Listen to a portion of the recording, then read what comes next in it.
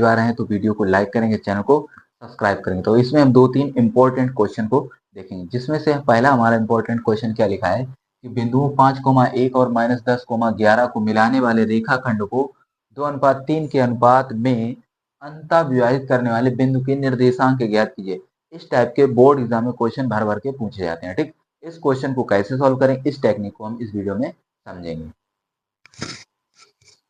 तो देखिए, सबसे पहले बहुत आसान भाषा में हम समझेंगे कि हमको दो बिंदु दिए गए, एक ये और एक ये। मान लीजिए ए बिंदु, इसको मान लेते हैं 5,1 और एक बिंदु हम मान लेते हैं बी, जो हमारा है -10,11। तो कितने बिंदु हैं सर? दो बिंदु हैं। दो बिंदुओं को विभाजित करने वाला एक पॉइंट मान लेते हैं, जो हमारा पी पॉइंट मान लेते हैं। क्या है? पी पॉइंट, जिसको जो 2:3 में विभाजित करता है। कितने? 2:3 में। तो इस पी के निर्देशांक बताओ, यानी इसके मुझे क्या बताएं? निर्देशांक। इस प्रकार से तो जब भी हमारे पास अंतः विभाजित करता है तो उसका जो सूत्र होता है वो क्या होता है? P बराबर m1x2 प्लस m2x1 बटे m1 plus m2 comma m1/2 plus m2/1 बटे m1 प्लस m2। कहने का मतलब, अगर हमसे कहा जाए कि अंतः विभाजित करता है तो हम इस फार्मूले में प्लस लगाएंगे।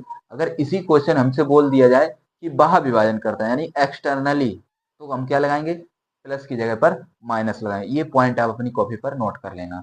तो देखिएगा, P बराबर, ये हमारा क्या होता है? m1, ये हमारा होता है m2, ये हमारा होता है x1 और ये y1, और ये x2 और ये y2। कहने का मतलब ये x1 है और ये y1 है, ये x2 है और ये y2 है, ये m1 m2 है। ठीक है, अब देखिएगा यहाँ हमें क्या चाहिए? m1। तो m1 कितना है? 2, फिर गुणे x2 कितना है सर? -10 है, प्लस m2 कितना है? 3 है, इंटू x1 कितना है? 5 है, बटे में क्या होता है? m1 plus m2। तो m1 2 है, प्लस m2 कितना है सर? 3 है, फिर कॉमा लगाएंगे।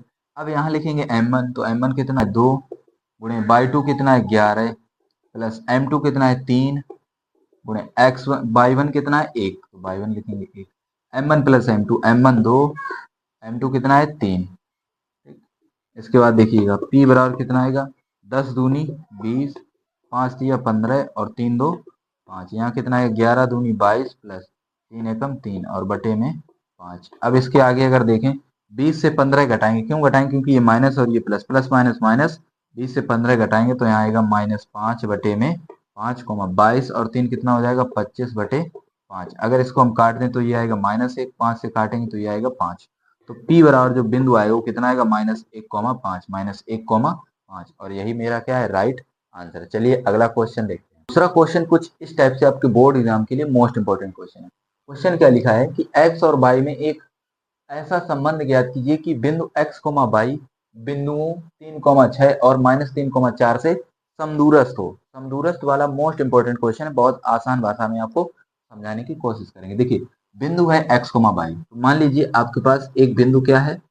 x, y। मान लीजिए P पॉइंट है x, y। ठीक, और बिंदुओं लिखा है, बिंदुओं, एक बिंदु ये और एक ये। मान लेते हैं एक बिंदु हमारा A है, जो कितना है? 3,6 है, और एक बिंदु यहाँ मानते हैं जो हमारा कितना है? -3,4 है। ये B है, ये क्या है? B, ये A। दोनों बिंदु कैसे हैं? समदूरस्थ। समदूरस्थ का मतलब होता है कि अगर ये दूरी 5 है तो ये भी कितनी होगी? 5। कहने का मतलब दोनों कैसे हैं? बराबर दूरी पर आए, अर्थात AP जो डिस्टेंस है वो किसके बराबर होगी? PB के। यानी दोनों दूरियां कैसी हैं? बराबर। अगर ये समदूरस्थ हैं तो x और y में संबंध ज्ञात कीजिए। अब इतना, जब भी समदूरस्थ बोला जाए तो इस प्रकार से डायग्राम आप बना सकते हैं। एक P पॉइंट और दो बिंदु ये आपको दिए जाएंगे, एक ये एक ये। दोनों कैसे होंगे? समान दूरी पर होंगे, उसी को हम समदूरस्थ कहते हैं। तो इन दोनों के बीच की दूरी, AP के बीच की दूरी तो क्या होती है? x minus x1। यानी दो बिंदुओं के बीच की दूरी का फार्मूला क्या होता है? अगर नहीं पता है तो उसको भी देख लीजिएगा।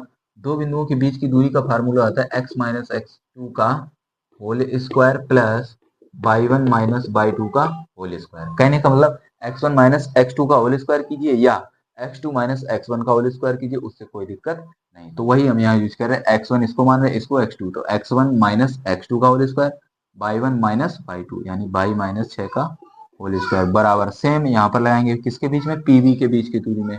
x माइनस क्या होता है? x1 माइनस x2, और ये माइनस पहले से, तो क्या हो जाएगा? प्लस।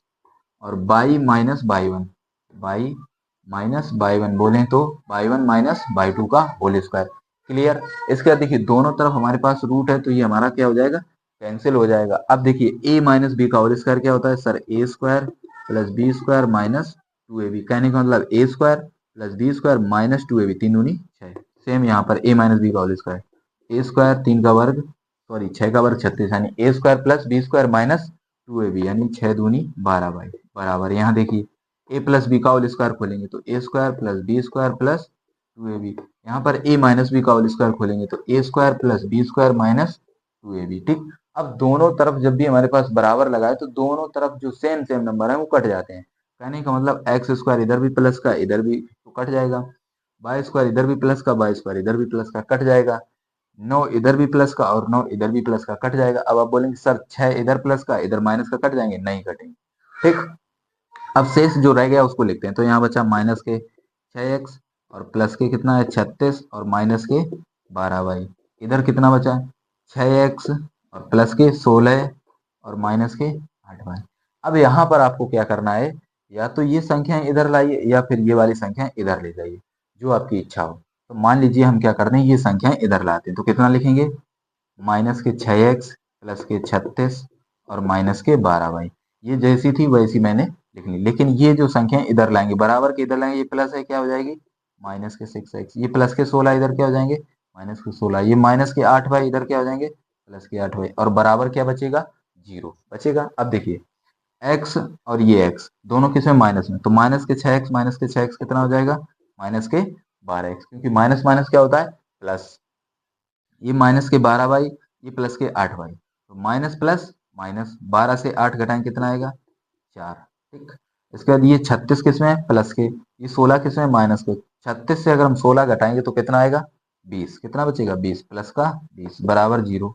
अब देखिए यहाँ पर ये माइनस है तो माइनस हम क्या करेंगे कॉमन, उसके साथ और क्या कॉमन करेंगे माइनस के 4, तो अगर माइनस के 4 कॉमन करेंगे तो यहाँ बचेगा 3x, क्योंकि 4 तिया 12 और माइनस कॉमन कर लिए तो क्या आएगा प्लस, और यहाँ बचेगा 22, और यहाँ से अगर हम प्लस देंगे माइनस कॉमन किए तो क्या हो जाएगा माइनस, और यहाँ बचेगा 5 बराबर क्या हो जाएगा जीरो। 4 का भाग जीरो में देंगे कितना आएगा जीरो, शेष जो रह गया उसको लिखेंगे यहाँ 3x और प्लस क्या लिखा है 22 और माइनस लिखा है 5 बराबर जीरो। चाहे तो 5 हम इधर भी भेज सकते हैं तो कितना हो जाएगा 3x प्लस 22 बराबर 5, और यही हमारा क्या है x और y में संबंध। क्वेश्चन बोला गया x और y में संबंध ज्ञात कीजिए, तो x है ये y इसका संबंध है, ये इसका क्या है संबंध। इसी में एक क्वेश्चन और बनता है, वो कैसा बनता है इसी पॉइंट में हम समझते हैं।